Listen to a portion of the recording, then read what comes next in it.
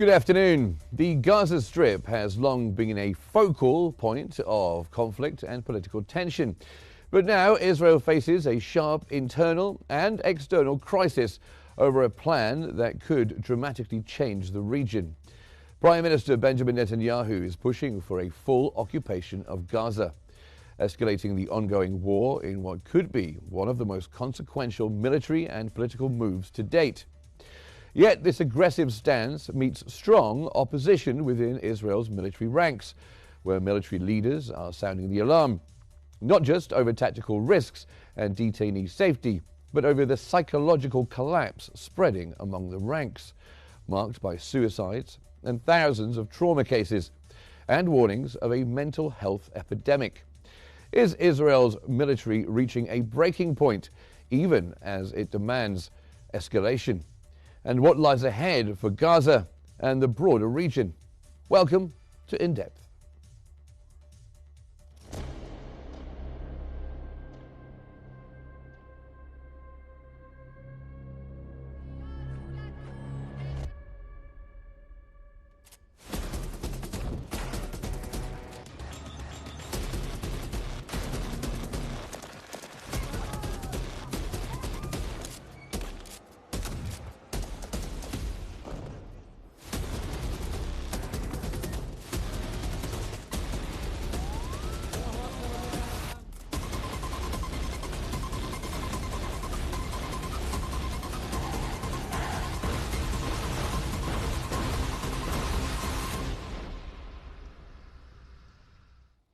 Welcome to the program. An Israeli Security Cabinet meeting to discuss Prime Minister Benjamin Netanyahu's plan for the full occupation of Gaza was postponed amid rising tensions about its feasibility. That's according to The Guardian. Netanyahu aims for an expanded military offensive to take full control of Gaza after 22 months of conflict with Hamas. However, senior military officials and commanders warned it risks Israeli detainees' lives, intensifies international isolation, and complicates governance amid ongoing Hamas presence. The plan faces global opposition due to the humanitarian crisis in Gaza, with warnings from UN officials and calls for a ceasefire. Netanyahu met with security officials but deferred the cabinet decisions. Analysts doubt the plan's practicality, citing logistical, military, and legitimacy challenges. The postponement reflects deep divisions within Israel's leadership over the proposed Gaza takeover and its potential consequences.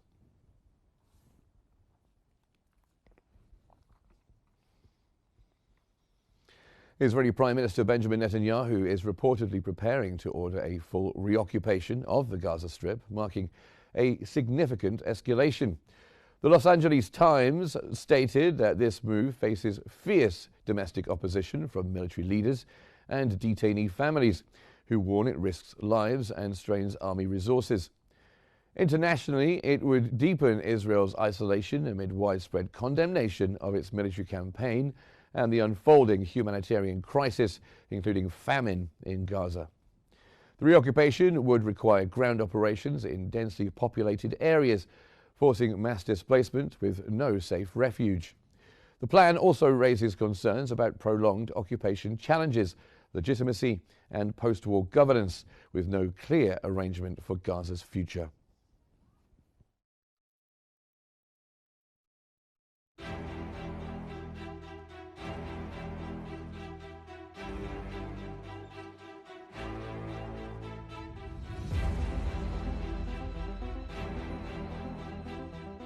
Israel faces a profound internal crisis over its plan for a full occupation of the Gaza Strip, highlighting sharp political and military divisions. Prime Minister Benjamin Netanyahu is aggressively pushing to escalate the war. This expansion aims to decisively control Gaza, but it has met formidable opposition within the Israeli occupation forces, notably from Chief of Staff Eyal Zamir and senior commanders. The army is grappling with extreme soldier exhaustion, widespread psychological trauma, and mounting security risks, including the safety of detainees held in Gaza. Consequently, troop members are being reduced despite the push for broader conflict. This discord reveals deep fractures between the political leadership and security agencies, complicating Israel's strategic decisions amid increasing international scrutiny. Compounding the crisis is the deteriorating mental health of Israeli soldiers. Psychological disorders such as post-traumatic stress disorder, PTSD, depression, and suicidal tendencies are rising sharply, fueled by the trauma of prolonged combat and loss. Thousands of soldiers have been psychologically affected so far, with projections warning of a much larger toll. This has led to unprecedented cases of military disobedience and internal challenges, further undermining Israel's military capacity and political stability. As Israel confronts these profound divisions and pressures, one must ask, how will the Israeli government navigate the growing divide within its own ranks?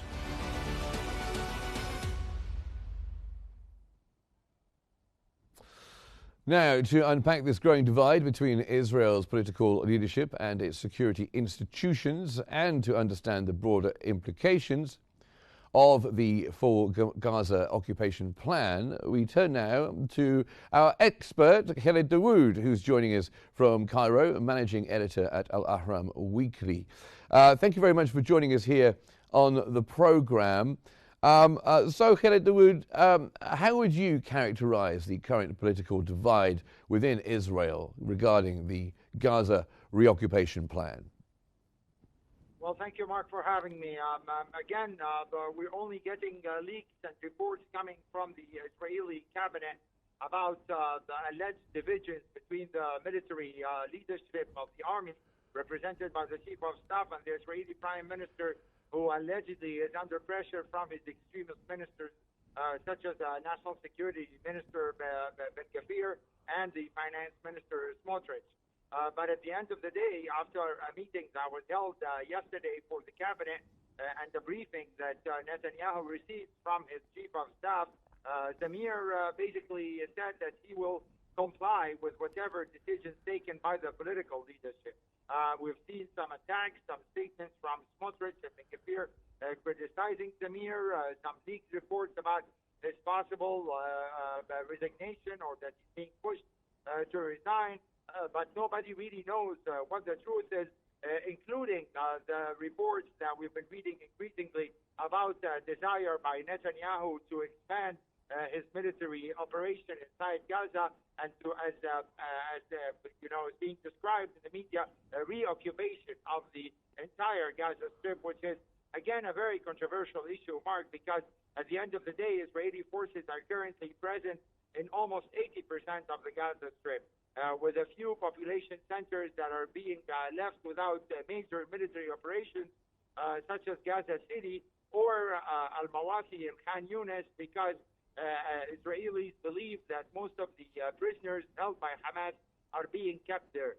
So it's a very thorny operation on both levels, with internal divisions and internal protests taking place by the families of the prisoners on a daily basis, worrying rightly that an expansion of the military operation will basically lead to the death of their relatives, of their loved ones. So that's why they oppose this kind of operation. And at the same time, the human cost is going to be huge. Already, as you mentioned, Israel is under a lot of international criticism because of using food as a weapon in its war and intentionally starving the Palestinian population, resulting in the deaths of dozens on a daily basis because of the lack of food. But if the Israeli army does actually get into densely populated Palestinian cities, such as Gaza City, the human death toll is going to be very high, and definitely this is going to add to the Israeli international isolation and criticism among many world countries, including some of Israel's closest allies, such as Britain, France, the United Kingdom, or Australia, all these nations, Canada. All these countries have usually supported Israel all the time, but even right now, even a country like Germany, which has a special relationship with Israel, cannot but recognize the extreme situation in Palestine in terms of starvation and in terms of human losses. So Okay. maybe some people would say this reports about a reoccupation of Gaza is trying to put pressure on Hamas, but at the same time, definitely Netanyahu feels encouraged by the U.S. President Donald Trump, who said recently that it's up to Israel to decide whether it wants to expand its operation or reoccupy Gaza. Well, we're going to welcome another guest to our discussion now, Ehsan El-Khatib, who's joining us from Kentucky in the United States, political science professor. Welcome to the discussion. Israel's Chief of Staff, Eyal Zamir, has openly pushed back against full occupation plans that have been put forward by Benjamin Netanyahu. How significant would you say this kind of dissent is? Thank you for inviting me. The dissent, this disagreement between the military and the politicians is not new. Throughout the war, there were disagreements, but by the end of the day, the military is subject to the politicians, and they will have to do what they are told. But yes, I mean, many observers say the same thing as the Israelis, former politicians, the former leaders, the security, they say pretty much the same thing. But those who are serving now, they have no choice but to do what the politicians tell them to do. So by the end of the day, if Netanyahu decides on full occupation, if the cabinet decides, then the military would have to follow. And what the big problem, I think, is that the U.S. told them basically do whatever you want. Because you bear the consequences, and you are a sovereign nation, and you make your own decisions. The U.S. advises, the U.S. suggests. Sometimes the U.S. is begging, but the Israelis, by the end of the day, are doing whatever they want. They're Israel 2.0. They have different calculation now, and they really don't care. I mean, the old Israel had a different dynamic from the Israel we have today. Therefore, you can expect anything. Rationality, I don't think, explains the conduct of this war. The Americans from the beginning said, don't get into Gaza. Gaza is a trap. Sinwar set a trap for you to become a pariah state, you'll suffer a lot of casualties. There'll be a lot of Palestinian casualties. It's a dense area. And then what's your end game? If you occupy Gaza, you'll have to be responsible for 2 million Gazas. Do you want to do that? But then Ben Gvir and Smotrich, they don't really care about that. They have biblical think. They think that occupation is good, that they want the land so bad, and they still think they can get rid of the Palestinians. And that kind of thinking is really the problem. And coming to you, Khalid Dawood, given what Professor Al-Khatib was just saying, well, what do you think are the key military and strategic objectives behind this plan by Netanyahu? What is he thinking? Well, definitely he's only thinking about increasing pressure on Hamas so that it would give in to the demands by the Israeli side that they would release all the Israeli prisoners without any confirmation or without any assurances from the Israeli side that they would end the war or that they would pull out the Israeli troops from Gaza Strip fully as the Israelis have been demanding. Of course, we've heard Netanyahu stating that any final settlement should include disarming Hamas and the deportation of its leaders. But so far, Hamas has totally rejected this request by the Israeli side and is counting on Arab and international pressure on the Israeli side and on the American side. We have to state it clearly that in the current situation over the past 6 months, U.S. President Donald Trump and Israeli Prime Minister Benjamin Netanyahu are basically acting as one side. And of course, as both myself and the other speaker from Kentucky mentioned, he got a green light from Trump yesterday when he said that Israel can do whatever it wants when it comes to the occupation of Gaza. And that's basically the green light that Mr. Trump has given Netanyahu since he became president in late January, basically allowing him to do whatever it wants, particularly when it comes to the Gaza Strip. I mean, of course, there were some restraints when it came to the Israeli strike against Iran, and that's what actually added to the conviction among many observers that it's only Trump who can tell Netanyahu to stop the war, because he was able to tell the Israelis to stop bombing Iran, and they asked him to return their airplanes to Israel in the mid-air while they were carrying out that operation. So definitely the United States has the leverage and the ability to put pressure on the Israeli side.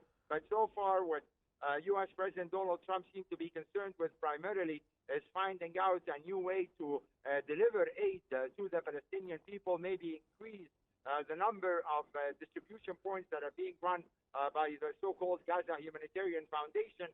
But that's like really sounds so ironic, Mark, because on one hand, they want to increase the amount of food that's getting into Gaza to the Palestinian people, and at the same time giving a green light for Netanyahu to go on killing a tremendous number of Palestinians in case he goes ahead with the plan to reoccupy Gaza or to enter the densely populated areas, but which have not been subject of heavy fighting so far. So unfortunately, until we can see more pressure coming from within Israel and from within the United States, I don't think we're going to see any end soon to this war. We've already seen many dissenting voices within the United States itself, Democratic lawmakers signing letters to the U.S. president asking him to put an end to the war and to look for other means to deliver humanitarian aid to Gaza. But at the same time, we've seen the Speaker of the U.S. Senate, the Speaker of the House, Mr. Johnson, being in Israel and basically backing Israel fully and even backing the Israeli annexation of the West Bank, which is another major disaster, by saying that the West Bank and Gaza is God's promise to the Jewish people. So as long as you have people like Johnson and people like Steve Witkoff or even Marco Rubio, the U.S. Secretary, and others within the U.S. administration who back the Benjamin Netanyahu's government fully, I think it's going to be very difficult to see the Israelis budging to international pressure. But with the only exception right now, to be honest with you, Mark, is pressure coming from within Israel itself. We're seeing the families of the hostages or the intellectuals who have been signing petitions, reserve soldiers who are saying they're not going to serve in Gaza. As you've mentioned, the suicide numbers among the Israeli soldiers. So probably, I mean, if the Israeli internal pressure increases, I think this could change the equation. But otherwise, the U.S. side and the Israeli side are acting in total coordination. Okay, well, let me bring in Professor Al-Khatib. Both of you have been saying that Israel can basically do whatever it wants. Khaled Dawood there saying that the U.S. could do something, Trump could do something, could put some pressure on, but around him you have people like Rubio and others, and the Speaker of the House who are very supportive of Netanyahu. How do you see things from your vantage point in the United States? Is there some kind of pressure that Trump could put on Netanyahu to get him to change his ways? Of course, the U.S. has all the leverage over Israel. Israel cannot continue to exist without U.S. support. The reason there is an Israel is the U.S. support. Without Truman supporting the Zionist enterprise in Palestine and recognizing Israel and pushing for support of division of Palestine at the UN, there wouldn't be an Israel. So the U.S. support is critical. The Israelis can get away with things that they're getting away with without Israel. Who gets away with genocide? And while committing genocide gets millions of dollars and unlimited support from the superpower in the world. I mean, the U.S. has all the leverage, but the problem is that the United States, historically, and it continues to be true, looks at the region and sees the national interest, the U.S. national interest as Israel and the oil. And sometimes there is a tension between the achieving these goals. So they will lean on Israel. The U.S. would lean on Israel if the oil is at stake. But if the oil price is okay and they're flowing, then there is no concern. I mean, Palestinians are not important for the U.S. The Israelis can kill 500,000 Palestinians. U.S. national interest will not be affected.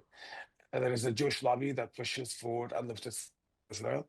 Trump himself got $100 million donated to support his campaign by a Jewish Israeli, Miriam Abelson. Jewish donors are very important. Jewish Americans are very influential in Washington and in the media. Trump is vulnerable. He's connected to some scandal with Epstein, and the media wrote uh, how uh, how Netanyahu tried to extort uh, Clinton with the Lewinsky file. So he doesn't need to open a battle with this lobby. He doesn't see American interests at stake if the war continues. If Israel occupies Gaza, how does that affect U.S. national interests? It doesn't. That's the thinking.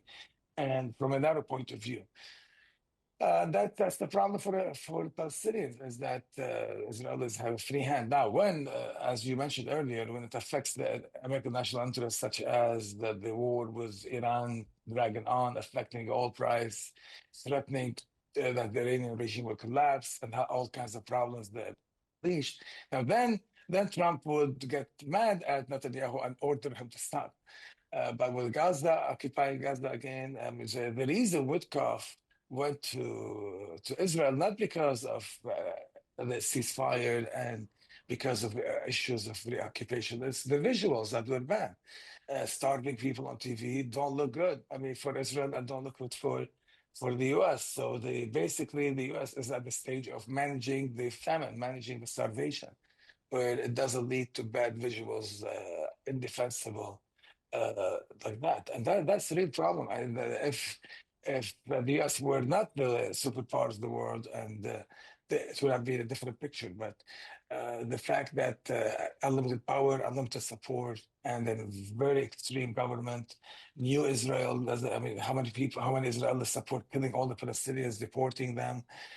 So it's a different, it's a pre-October 7 and post-October 7, completely different environment.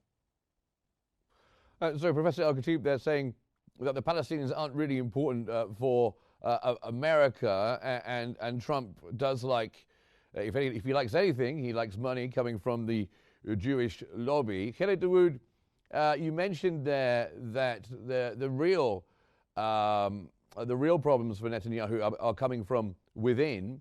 So how significant would you say the opposition from people like the Chief of Staff and also from the Israeli army is inside Israel? Well, you see, Mr. Netanyahu has been acting like the victorious party since the end of the war against Iran. I mean, he now feels that he can do whatever he wants after weakening Iran, weakening Hezbollah, getting rid of the former Syrian regime of Bashar Assad. Right now, the only main obstacle that's staying in his way to claim total victory and hegemony over the region is the situation in Gaza and being able to impose his agenda, which is basically reoccupying Gaza, or at least reoccupying parts of Gaza along its border, whether with Egypt or with Israel itself. So, I mean, again, the internal pressure is key to the development of the war in Gaza. I mean, whether it's coming from the army, whether it's coming from former chiefs of staff who've been signing letters to the Israeli prime minister saying the priority should be the release of the Israeli prisoners.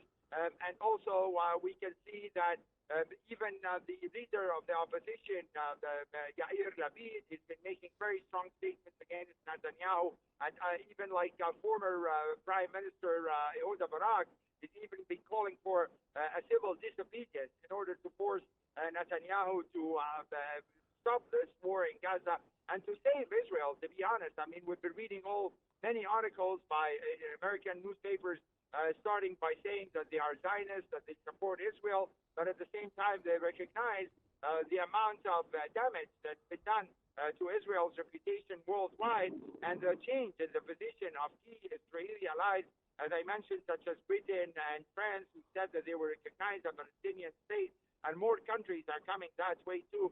And not even beyond, Mark, beyond the recognition of the Palestinian state. I mean, in countries like Greece that are known as a major tourist destination for Israelis, the Israeli tourists are facing many problems, even boarding within the Greek ports or other places because of protests against the Israeli conduct of the war. We've seen the Netherlands basically banning Smotrich and Ben Gvir from entering their territories.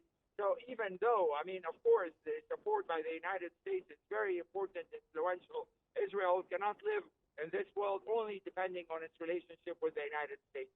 So internal pressure and fear over Israel's isolation might bring some change in the Israeli position. But of course, as long as Benjamin Netanyahu feels he has the blind support of the American side, it will be very difficult to bring him to stop this war, or at least to stop the daily killing of the Palestinians inside the Gaza Strip. Yes, there has been very strong words from former ministers, prime ministers, and also military men as well, criticizing Netanyahu and his government. But Professor El-Khatib, the army is now reportedly reducing its forces due to soldier exhaustion and the problems that the Israeli soldiers are having. What does that reveal about the sustainability of a Gaza campaign that Netanyahu might like to embark on, like reoccupation? They're willing to pay the price. There are all kinds of challenges, but they are willing to pay the price. It's been almost 2 years. Who imagined it's going to be 2 years? Who imagined that Israel would demolish this much of Gaza, would starve people, would deny the obvious that they're denying, they're starving people? And the U.S. has been on the same page, fortunately, with the Israelis, because from the beginning, the Israelis used food as a weapon. So they'll be discussing for a ceasefire deal, and then the Israelis will say, well, you release X number of hostages, and then Y number of food trucks will enter, and a number of, let's say, of bakeries would work. Can you imagine that? And the Americans were okay with using food as a weapon, and even the number of bakeries operating. So this is not normal. We're not dealing with a normal situation. This is not a normal situation where you say, oh, well, logic, common sense, we'll go back to history and say, okay, Israel did this in the past and all that. These people don't care. I mean, logic and common sense do not carry the day. These people, I mean, Netanyahu said these people are the Amalek, and basically they want to wipe them.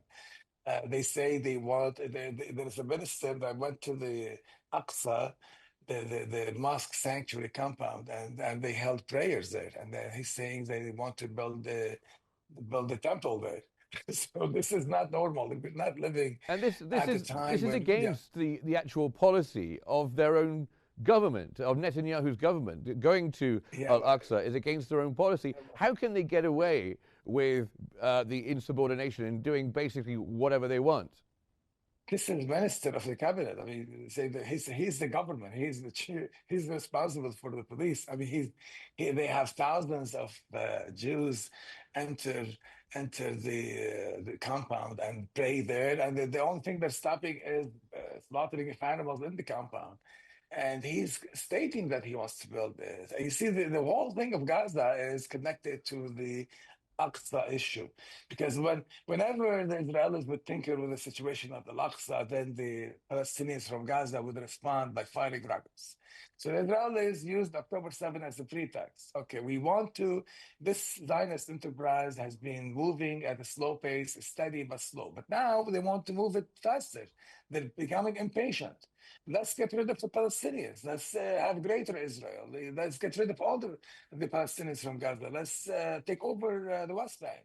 Let's build the temple. They have reached a point where they think, oh, we don't have to wait anymore. We have the support of the U.S. and nobody can stop us. Who can stop us?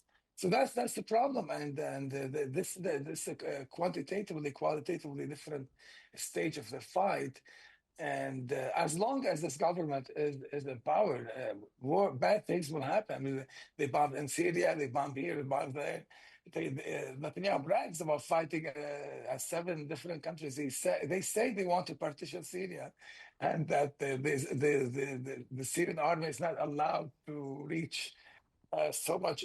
This is bizarre. It's not normal situation, and the world, most of the world, the Arab Muslims are on the side of international law, UN resolutions, but then the U.S. charges, the International Criminal Court charges the Netanyahu with crimes, war crimes, and then the U.S. goes after the International Criminal Court. So we have an unusual situation where it's really, I mean, one way to describe it is insane.